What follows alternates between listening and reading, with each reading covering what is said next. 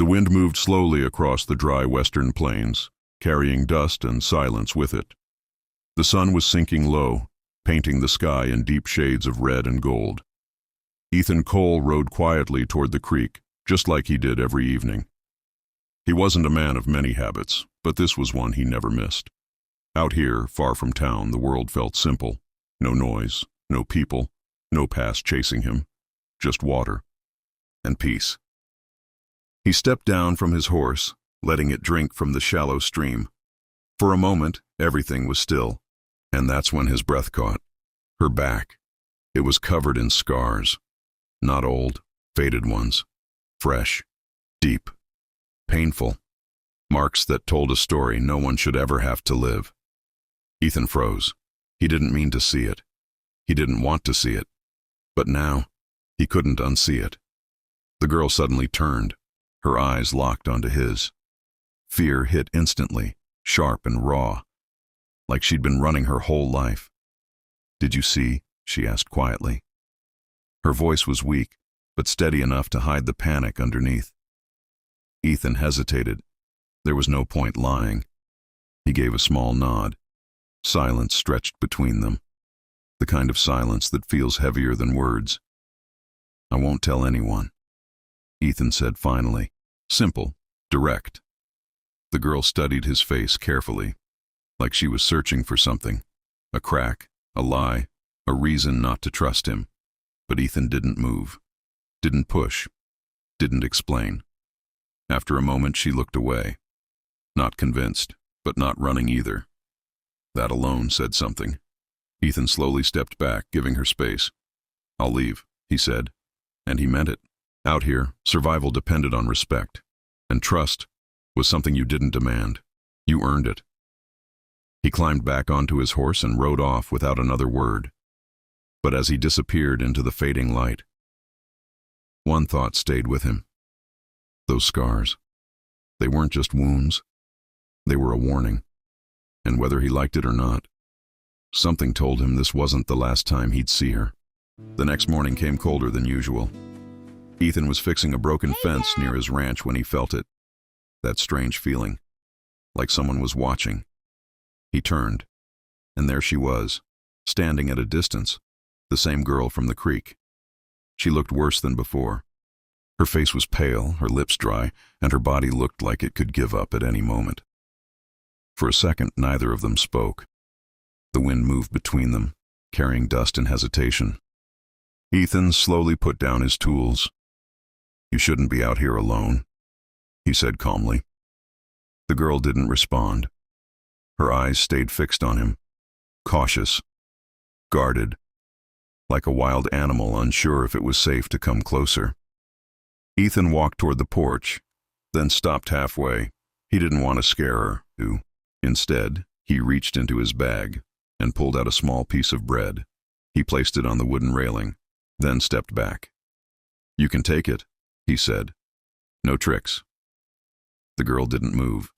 Seconds passed, then slowly, carefully, she stepped forward. Her eyes never left him, not even for a moment. When she reached the bread, she stopped, and then she spoke. "What do you want?"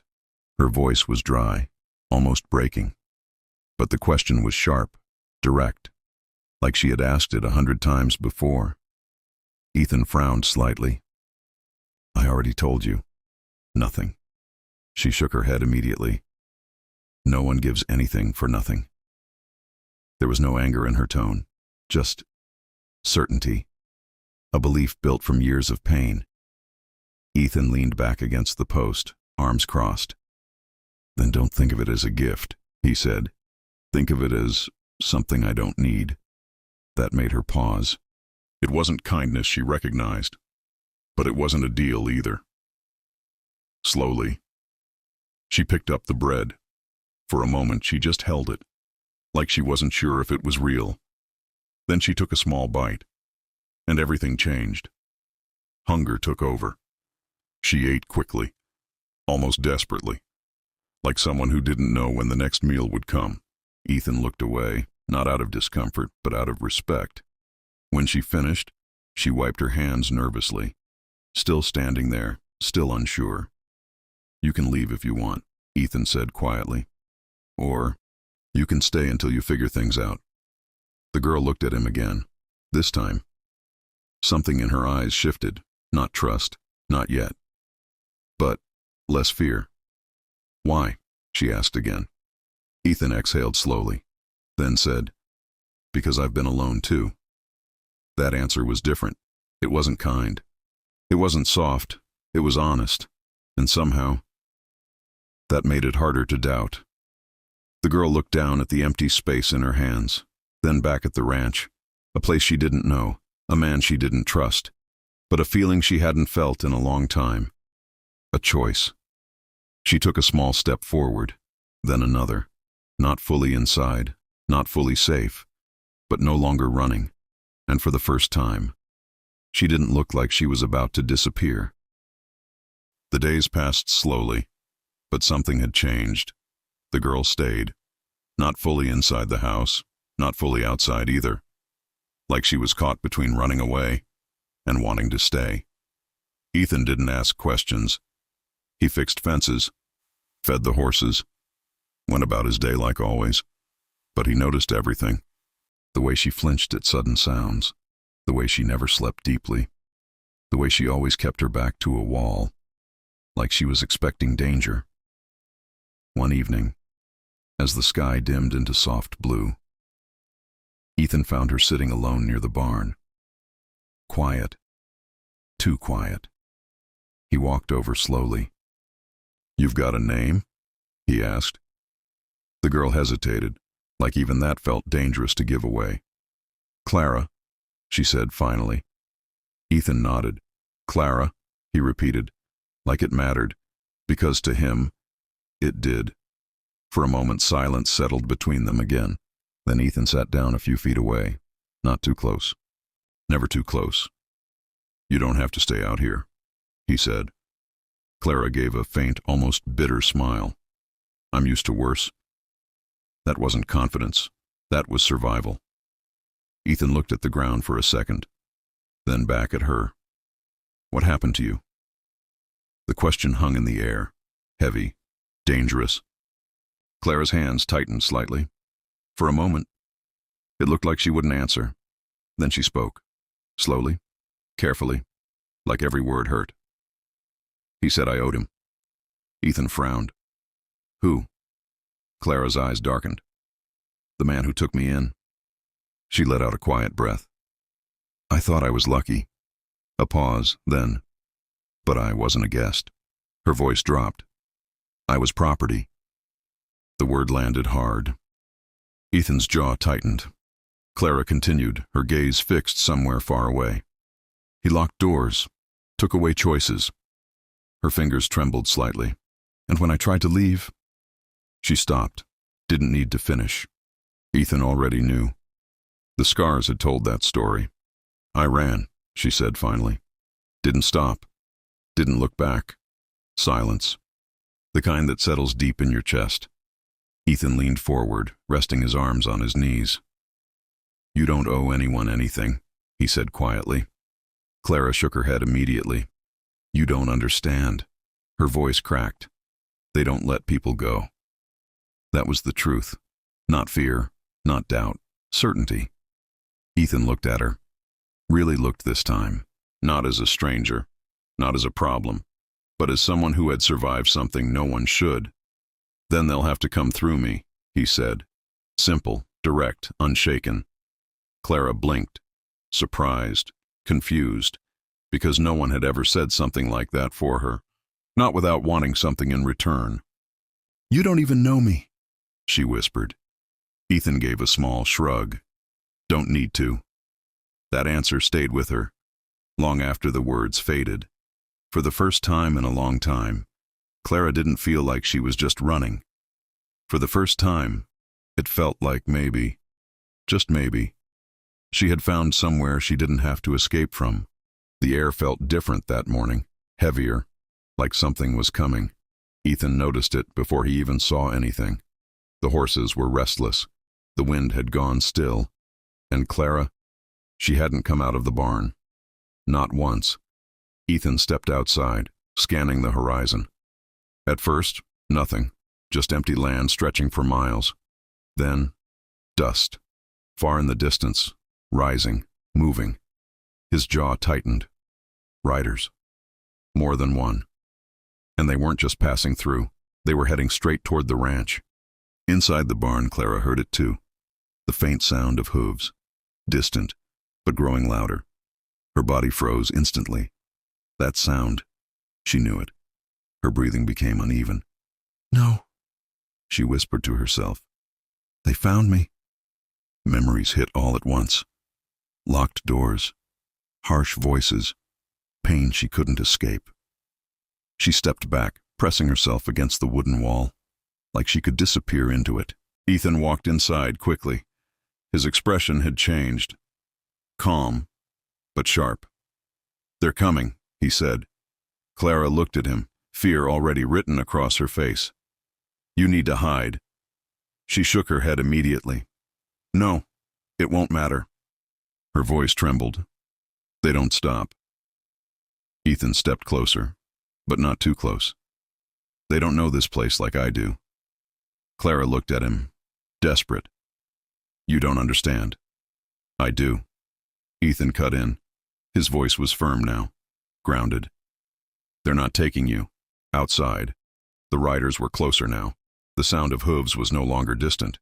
It was real, loud, unavoidable. Dust filled the air as 3 men approached the ranch, armed, confident, like they had done this before. Ethan stepped back outside, closing the barn door behind him, not locking it, just enough to keep her hidden. For now. The riders stopped just a few feet away. One of them stepped forward, a tall man with a cold expression. "We're looking for someone," he said. Ethan didn't respond right away. He just stood there, still, unmoved. "No one here but me," he said finally. The man smirked. "That's not what we heard." His eyes scanned the ranch, the house, the barn, everything. "We know she came this way." Ethan's grip tightened slightly at his side, but his face didn't change. "You heard wrong." Silence. Silence, thick, tense, the kind that breaks into violence if pushed too far. Inside the barn, Clara stood frozen, every word reaching her, every second feeling like the end. Her heart pounded so loud she thought they might hear it. She looked toward the door, toward freedom, or capture. She didn't know which one waited on the other side. "Outside." The man took a step closer to Ethan. "You mind if we take a look around?" Ethan didn't move, didn't blink. "No," he said. Simple, final. The man's smile faded slightly. Now it wasn't polite anymore. Now it was a warning. "This ain't a request." Ethan finally lifted his eyes fully to meet his. And in that moment, something shifted. Because Ethan wasn't scared, not even a little. Then it's still no. The wind picked up again, dust swirling between them. 3 men, 1 cowboy, and a secret hidden just behind a wooden door. The next move would change everything. The air stood still. No wind, no sound, just tension, thick, heavy, waiting to break. Ethan stood firm in front of the ranch, 3 men facing him, armed, patient, certain they would get what they came for. "This is your last chance," the tall man said coldly. "Step aside." Ethan didn't move, didn't even blink. "I already gave you my answer." The man's jaw tightened. Then, a small, humorless laugh. "You really think she's worth dying for?" Ethan's voice came out low, steady. "She's not yours to take." That was it. That was the moment everything shifted. Inside the barn, Clara heard every word, every second, every breath. Her hands were shaking, not from weakness, from knowing exactly how this ends. She had seen it before. Men like them didn't walk away. They took, and if something stood in their way, they broke it. Her eyes moved toward the door, toward Ethan, standing alone, because of her. "No," she whispered. "I can't let this happen again." Outside, one of the men moved slightly, his hand drifting closer to his weapon. Not fast, not obvious, But enough. Ethan noticed. Of course he did. His body tense just a little. Ready, watching, waiting. Inside, Clara closed her eyes. For just a moment. And in that moment, she made her decision. Not out of fear, but out of something stronger. She stepped forward. The barn door creaked open, slow, loud enough to cut through the silence. All heads turned. Clara stepped out. Small, fragile, but standing. I'm here. Her voice trembled, but it didn't break. Ethan turned instantly. Shock flashed across his face. No, he said sharply. Go back inside. But Clara shook her head. Tears filled her eyes. But she didn't move. I won't let you die because of me. The men exchanged looks, satisfied. Like the hunt had just ended. That's more like it, the tall man said. He stepped forward, reaching for her. But before he could touch her, Ethan moved, fast. He stepped directly between them, blocking the path. No. One word, but it carried weight.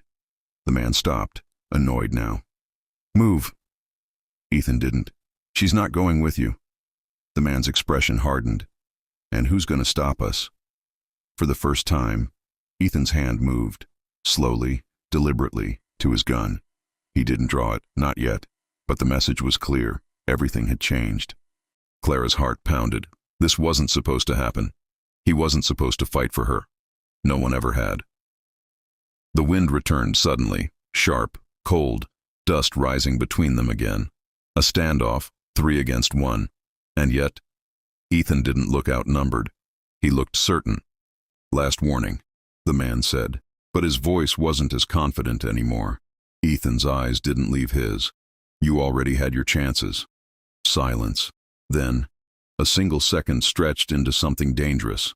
One wrong move, and everything would explode. And right there, on that thin line between violence and mercy, the choice wasn't theirs anymore. It was his. The man looked at Ethan. Really looked at him this time. Something had changed. This wasn't just a rancher.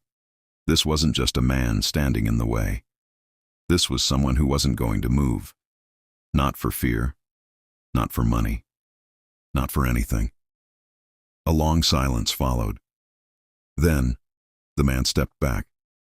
Let's go. Just like that. The tension broke. The riders turned and disappeared into the dust. Clara stood there, frozen, like she didn't believe what just happened. Ethan slowly relaxed his stance, his hand moving away from his gun. For a moment, neither of them spoke. Then Clara whispered, "Why?" Ethan looked at her. Simple. Honest. Because you're not alone anymore. The sun was setting again, but this time it felt different. Warmer, quieter, safer. Clara sat on the porch later that evening, looking out at the open land, not as an escape, but as a home. Ethan walked over. You okay? Clara gave a soft smile, small, but real. For the first time. I think I am.